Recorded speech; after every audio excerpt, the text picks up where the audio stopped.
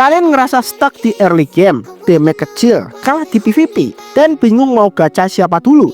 Tenang cuy, di video kali ini gue bakal kasih tahu ke kalian karakter-karakter yang wajib banget digacha buat pemula, yang bisa ngebawa akun kalian naik level tanpa harus jadi sultan. Dari yang skillnya brutal di PvP sampai karakter yang super efektif di PvE. Jadi pastiin lu nonton sampai habis, karena mungkin karakter favorit lu masuk ke list ini. Halo teman-teman, kembali lagi bersama gue di Pak Poel Channel. Di video kali ini gue akan bermain One Piece Fighting Path, tempat dimana bocoran OPFP dikuliti sampai akar-akarnya, dan info event dibawain pakai gaya receh tapi nempel di otak. Sebelum mulai, pastikan kalian sudah subscribe biar gak ketinggalan update terbaru seputar One Piece Fighting Path. Let's go, kita mulai pembahasannya cuy.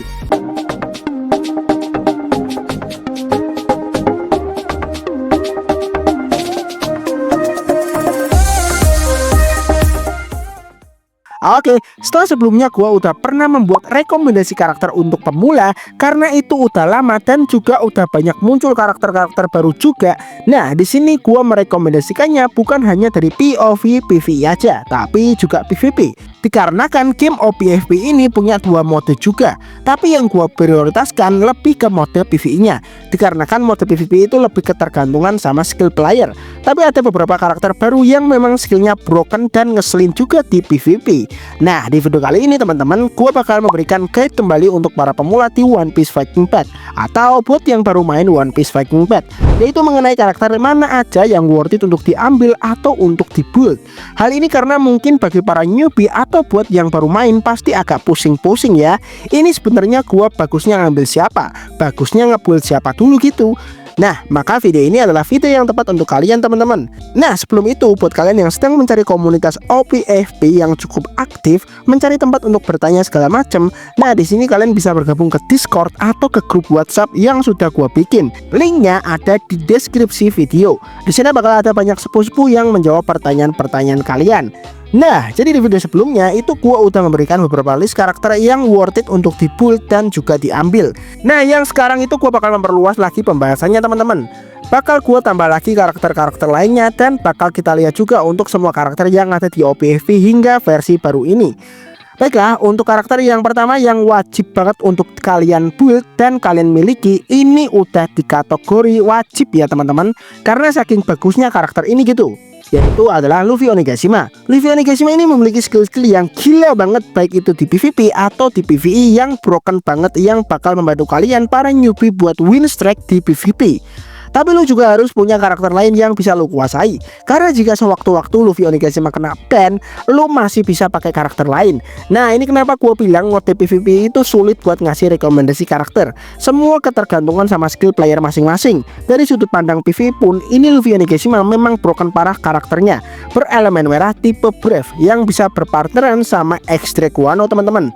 Maka Luffy Onigashima ini bakal menjadi karakter yang wajib banget untuk kalian build. Lalu karakter yang kedua yang wajib juga untuk di-build dan dimiliki teman-teman adalah CP0 Rob Lucci Egghead.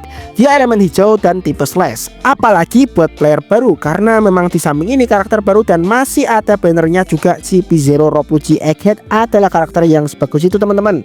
Sangat OP banget, damage-nya pun tidak main-main, baik itu di PvE atau di PvP.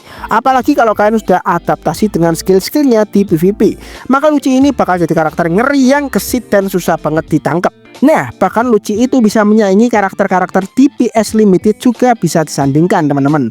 Saking bagusnya. Lalu buat PvE menurut gua sih masih standar ya, karena partner utamanya masih karakter old kayak Zoro Envy dan Cavendish. Jadi damage utamanya belum terlalu kelihatan, jadi butuh partner karakter baru nantinya. Lalu kemudian karakter yang wajib juga untuk di-build dan gacha, dari sisi bisa dibilang ngeselin karena karakternya selalu di atas, itu adalah Albert King. Dia elemen kuning tipe spesial. Nah, Albert King di sini sebelumnya sudah gua rekomendasikan untuk diambil ya dari banner selektor. Nah, jadi di sini gua asumsikan bahwa kalian sudah pasti memiliki Albert King. Nah, selain Albert King ada juga Kid Onigashima, dia elemen kuning tipe Brave. Nah, buat kalian yang bertanya-tanya, loh bang, Kid Onigashima kan banner GTF, nggak bisa up ke B4 dong? Dan kalau beli di shop harganya lebih mahal dari aslinya. Ya, ini cuma rekomendasi aja buat yang pengen merasakan skill OP Kid Onigashima di PvP. Karena nggak bisa up ke bintang 4, jadi fokus ke PvP juga nggak apa-apa. Tapi kalau mau build di PvE, B3 juga nggak masalah teman-teman. Karena di PvP dan juga PvE, kalian bakal butuh karakter yang memang enak buat dimainin dengan mekanik yang berbeda. Jadi, memiliki karakter yang bisa dibilang mid mekanik itu bakal ngebantu kalian banget. Sebenarnya memiliki Kid Onigashima itu bisa dibilang tidak wajib kalau kalian nggak punya banyak GTF. Lebih baik simpen GTF buat gacha karakter GTF selanjutnya biar bisa up ke bintang 4. Semisal kalian bisa bermain Albert King atau Kid Onigashima itu bakal gila banget di PvP bahkan PvE. Jadi sebenarnya Kid Onigashima bisa di skip, tapi buat para player baru gua lebih menyarankan untuk diambil saja karena value-nya yang gede banget dan juga ngebuildnya pun F2V friendly teman-teman. Kalian cukup pakai variation itu udah bagus banget. Tapi saran gua lebih baik ambil Rob Lucci terlebih dahulu. Cash mau ambil kit apa enggak itu bebas. Next, gue bakal singgung soal karakter PvP nih. Gue bakal jelasin kenapa nggak ada rekomendasi karakter buat PvP. Jadi gini ya, dari segi karakter-karakter limited atau SS, jadi di OPV ini teman-teman ada konsep yang berbeda dengan game-game lainnya. Dimana di game-game lain itu biasanya kita diprioritaskan terlebih dahulu untuk mengambil karakter yang bagus. Jadi nggak bisa ambil semua karakter. Nah, sedangkan di One Piece Fighting Blood itu kita lebih diprioritaskan untuk mengambil semua karakter baru, baik itu banner tiket, banner GTF, atau banner kolektor kalau ada. Nah, hal ini karena memang karakter limited baru itu benar-benar membantu kita banget, membantu progres akun kita banget. Bahkan Akainu, Kizaru, dan Aokiji yang dari 3 tahun lalu pun itu masih bagus-bagus banget untuk PvP teman-teman.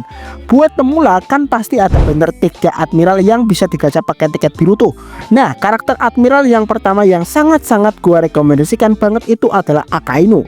Jadi si Akainu ini adalah karakter dari 3 Admiral yang kombonya low mekanik tapi sadis, banyak logia dan damage-nya sakit banget. Ada skill autolog juga teman-teman, dan dia adalah karakter yang banyak dipilih, sampai sepuh pun sendiri juga cukup banyak yang ambil. Tapi karena ini karakter umurnya udah tua banget, jadi nggak cocok buat PvE. Tapi kalau mau dibuild buat mining story sama side story buat newbie masih oke-oke aja. Jadi Akainu ini sangat-sangat gue rekomendasikan buat teman-teman yang mau ambil. Lalu kemudian kita balik ke karakter baru lagi. Itu ada Crocodile Cross Ghoul teman-teman. Dia elemen merah tipe slash. Dimana buaya ini selain dari performanya yang gila banget teman-teman, Crocodile ini bisa kalian pakai kemana aja. Mau itu di PvP, mau itu di PvE, segala macem. Ini bakal membantu kalian banget. Apalagi di PvE yang memang membutuhkan karakter-karakter AOE. Maka Crocodile bersinar banget di PvE. Namun perlu diperhatikan bahwa partner untuk Crocodile itu Wushu teman-teman ya. Jadi kalau kalian gacha Crocodile, usahakan untuk tidak bosan main Crocodile karena memang partnernya yang cocok ya Wushu doang. Lalu karakter yang berikutnya adalah Kaito teman-teman. Nah, Kaito ini adalah karakter elemen hijau dan tipe Brave yang udah setahunan kalau nggak salah, atau mungkin lebih atau kurangnya ya gue nggak tahu, gue nggak ngitung gitu guys ya. Itu masih broken banget baik itu di PvP atau PvE teman-teman. Tapi perlu diperhatikan bahwa saat kalian gacha Kaito, punya Kaito itu kalian harus bersiap-siap dengan Kaito yang berbadan gede di PvP. Kenapa? Yaps, musuhnya nggak kelihatan kalau musuhnya kecil. Namun Kaito sendiri ini cukup ya mid mekanik banget lah buat dimainkan teman-teman. Ini 3 karakter di banner pemula yang gua sebutkan barusan, yaitu Akainu, lalu Crocodile, dan juga Kaito. Ini kombonya simpel banget, mudah untuk dimainkan. Makanya gua rekomendasikan 3 karakter ini untuk kalian dapatkan untuk newbie, setidaknya sampai update versi ini. Dan dari segi PvP atau PvE pun teman-teman, 3 karakter ini cukup fleksibel ya. Oke, inilah beberapa karakter yang sangat-sangat gue rekomendasikan untuk kalian build dan gacha kalau sudah punya resource gacha yang menumpuk. Untuk lebih luasnya lagi teman-teman, untuk semua karakter OPV yang lain kalian bisa lihat di tier list yang udah gua bikin. Ini bukan tier list PvP ya teman-teman. Ini bukan tier list karakter seberapa kuat sih karakter itu di PvP. Ini hanya tier list PvE yang seberapa worth it karakter itu untuk diambil dan dibuild oleh akun baru gitu, oleh para player baru. Karena balik lagi, PvP itu semua ketergantungan dari skill player. Bahkan karakter old mau itu SS, S, A, B, C itu masih bisa dipakai PvP kalau elunya jago. Soalnya kalau misal ini adalah tier list PvP, bisa dibilang karakter itu bener-bener kuat di PvP. Tapi karena ini adalah tier list PvE buat akun baru, karakter mana yang worth it untuk dibuild dan juga diambil di gacha. Tapi kalau lu bisa adaptasi sama skillnya, mungkin karakter itu bakal jadi OP di tangan kalian. Karena memang bermain PvP itu ketergantungan sama skill kalian teman-teman. Dan untuk kasus banner Admiral sendiri teman-teman, kalau semisal kalian terlanjur tidak mengambil Akainu karena mungkin belum nonton video gua yang lama dan kebetulan ngambil karakter lain, terlebih dahulu sudah kemakan tempat lain, misal yang merekomendasikan ngambil Kizaru gitu. Karena banyak juga dulu yang merekomendasikan ngambil Kizaru teman-teman.